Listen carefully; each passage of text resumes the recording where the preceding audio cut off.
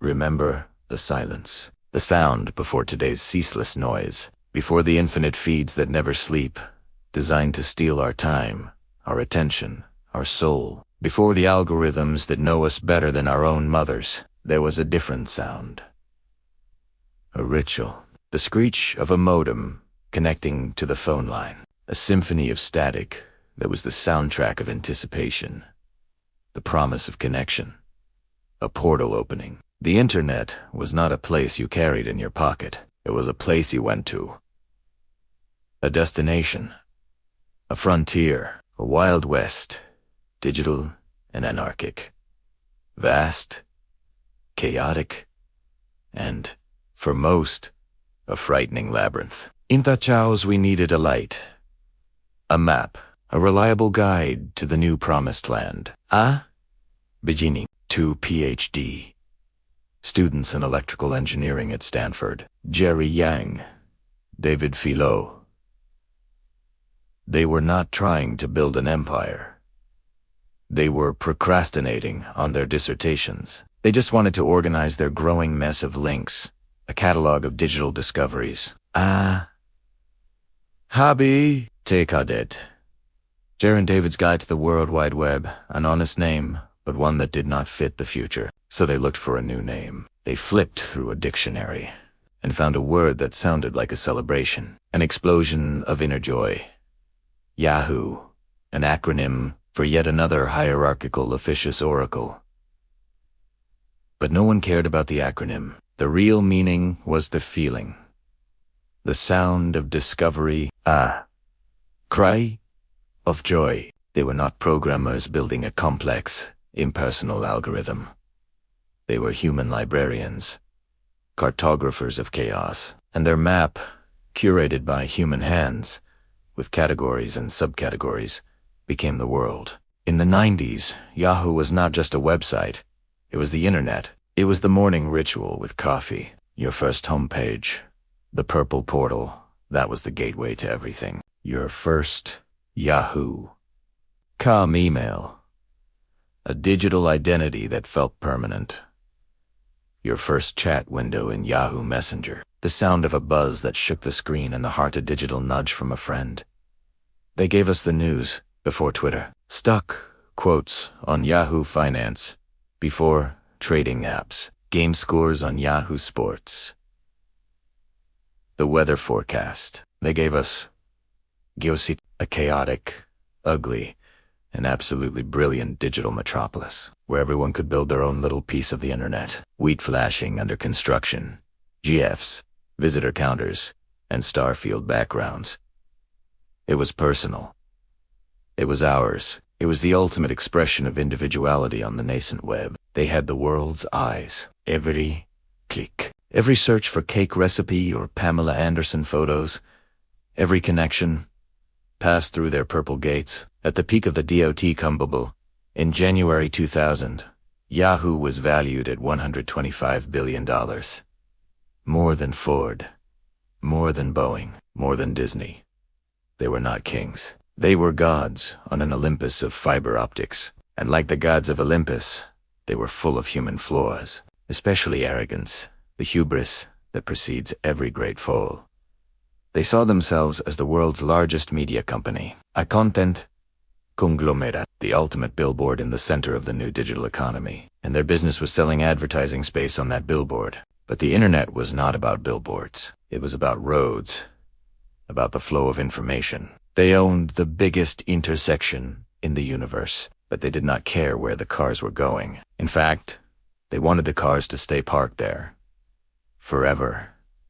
This was the first fatal mistake, the beginning of the end. If this story has hooked you so far, if you remember the sound of that modem and the freedom of that internet, subscribe and leave a like, because you are about to witness the exact moment the gods began to bleed. While Yahoo was building its content pantheon, hiring journalists and editors in another Stanford garage just a few miles away, a radically different idea was taking shape.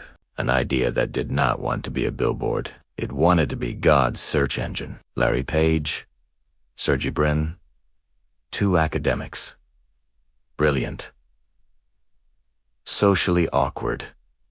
They saw the internet differently, not as a magazine to be browsed, but as a vast academic library to be indexed with mathematical rigor. They had a project called a terrible name for an idea that would change the world. The idea was of a mathematical beauty.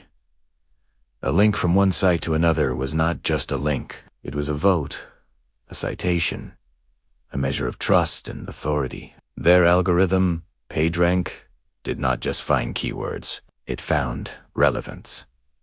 It found the truth, or the closest thing that mathematics could get to it. They renamed it Google. A misspelling of Google, the number 1, followed by 100 zeros. A promise to organize infinity. In 1998, they did not want to build a business. They wanted to go back to grad school. They knocked on the doors of all the portals, including Yahoo. They offered their technology, their soul, the engine that could power the Purple Empire into eternity. The price, $1 million. The meeting was a culture clash. On one side, the Stanford engineers in sandals with a blind faith in their algorithms. On the other, the Yahoo executives, the kings of digital media, who saw the world through CPMs and banner ads. They looked at Google and did not see the future. They saw a science project, a cute distraction. A Yahoo executive reportedly told them, "Why do we need this? We are the index. People are already here." Yahoo's philosophy was to keep users in its walled garden for as long as possible. Google's philosophy was to give users the right answer as quickly as possible and send them away. Yahoo said no. They did not even make a counteroffer. They dismissed them with a pat on the back and a good luck, kids. It was the most expensive no in business history, $1 trillion miscalculation, born of pure arrogance. But fate, in its infinite and cruel irony, decided to give them a second chance. 4 years passed. The year is 2002. The digital landscape was a graveyard. The dot-com bubble had burst, taking dreams and fortunes with it. But Google not only survived, thrive. Its blank, white homepage was an anomaly in a world of colorful, flashing portals. It was a statement of purpose. We are not the destination. We are the path. They had discovered the secret to monetization with that, and they were quietly stealing Yahoo's soul. Search. Panic began to set in within the purple corridors. They hired a new CEO, Terry Samel, a Hollywood mogul, former head of Warner Brothers. The logic was, if we are a media company, let's bring in the king of media. He knew how to close deals. He knew how to create stars. He saw that Yahoo had a fundamental problem, and the problem's name was Google. He made the call. The negotiation began. The offer, $5 billion, a number that made directors break into a cold sweat. Larry and Sergey, now seasoned businessmen, knew their worth. They accepted. The deal was done. Imagine this moment. The course of digital history about to be read. The indecisive empire, finally, making the right move. But Terry Samel was a Hollywood man, and in Hollywood, you never take the first offer. It is a sign of weakness. You haggle. You showed them who is boss. In the boardroom, at the final moment of closing, with the papers on the table, he made a counteroffer. $3 billion. He was not buying the future of technology. He was negotiating an actor's salary. He did not see 2 engineers who had built the most powerful tool of the century. He saw 2 kids he could bend. Larry Page, known for his icy temper and relentless logic, felt the insult on a profound level. It was not about the $2 billion. It was about the fundamental disrespect for their vision, Yahoo's inability to comprehend what they had built. They did not argue. They did not shout. They just stood up and walked out of the room. Forever, that day Yahoo did not lose an acquisition. It lost its soul. What would you do in this situation? Would you hold on to the pride of the negotiation to win the deal, or would you pay the full price for the inevitable future? Leave your theory in the comments. Was it ego, strategy, or a fatal miscalculation? From that day on, the 2 companies accelerated in opposite directions, like something out of a science fiction movie about parallel universes. Google took off like a rocket. It became a verb, an extension of our minds. Gmail, with its infinite storage, Maps, which mapped the world. Android, which conquered mobile phones. Chrome, which dominated the web. And the genius acquisition of YouTube, a relentless succession of innovations, all focused on a single, clear mission: to organize the world's information. And Yahoo. Yahoo descended into a civil war with itself, an identity crisis that paralyzed it for a decade. Was it media or technology?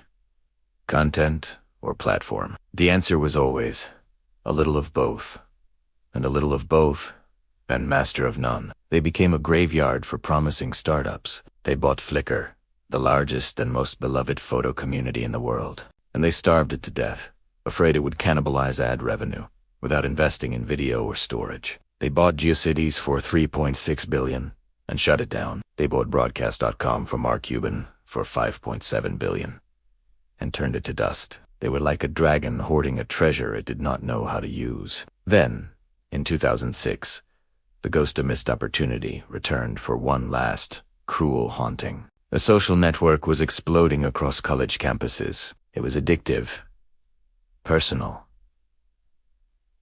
viral. It was called the Facebook.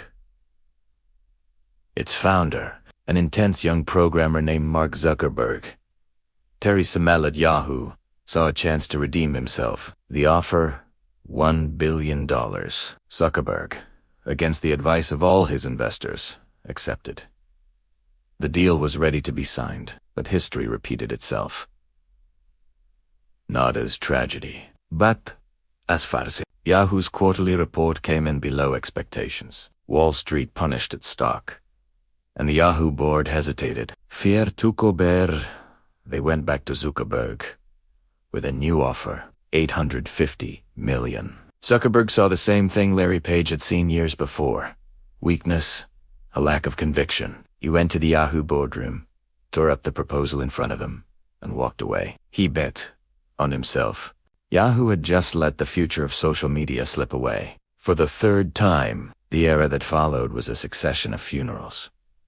The revolving door of CEOs became a blood sport. Carol Bartz, the tough-talking CEO, fired over the phone. Scott Thompson, who lied on his resume and lost it for months. And then, the last great hope, the final act. Marissa Mayer, the princess of Google, employee number 20.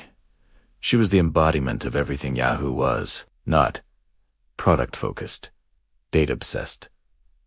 A technologist in charge of a crumbling media empire. It was as if Yahoo, on its deathbed, had hired its mortal enemy's doctor to attempt a miracle cure. She redesigned everything. She bought Tumblr for $1.1 billion, hoping to buy relevance with the youth. She tried to turn Yahoo into a mobile-first company, but it was too late. The cancer of indecision and broken culture had spread to every organ. You cannot fix a decade of neglect with a new logo and free food in the cafeteria. You cannot buy relevance. The fall was not a crash. It was a slow, melancholic dimming of the lights. The sound of Yahoo Answers shutting down. The silence of Yahoo Messenger. The irrelevance. In 2017, what was left of the empire, the portal that was once the center of the universe, was sold to for less than $5 billion, the same price they refused to pay for Google 15 years earlier. This is not a story about technology. It is a Greek tragedy on a digital scale, about arrogance, about the paralysis of choice, about a giant that held the world in its hands and let it slip through its fingers, because it never had the courage to decide what it really wanted to be. If this story made you think about the crossroads in your own life, the big decisions that define a future, imagine the other stories of giants who stumbled and fell. Subscribe and turn on notifications, because the future is not written by those who have all the options, but by those who have the courage to make a clear choice.